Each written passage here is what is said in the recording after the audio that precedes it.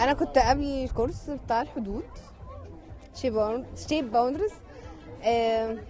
كانت الدنيا كلها خلطبيطة على بعض.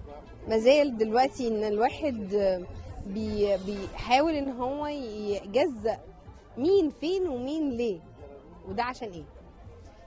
بعد الكورس الدنيا لما كانت سلطة كنت بتضايق وبزعل وكده. لا، لقيت ان كل واحد لما بيتحط في موقف معين وبيتكرر موقف تاني، بتلاقي ان انت طريقه تعاملك بتختلف، طريقه تفكيرك بتختلف.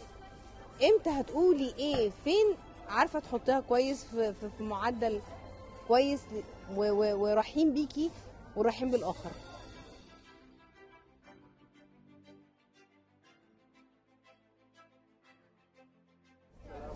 ما تتاخرش، مش بكره بعده، لان هي حاجه من اساسيات الحياه، او مش اساسيات الحياه، حاجه من طبع الحياه. انت هتعامل، هتقول لي اصل ده قال كلمه ضايقتني فانا هطنش النهارده بكره بعده.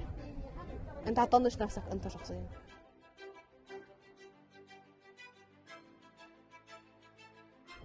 شكرا، احنا عارفين بعض من 2015. آه، حلو جدا ان انت قمتي بالمجال ده والبراند ده. مبروك عليكي وبالتوفيق، والجاي افضل وافضل. شكرا.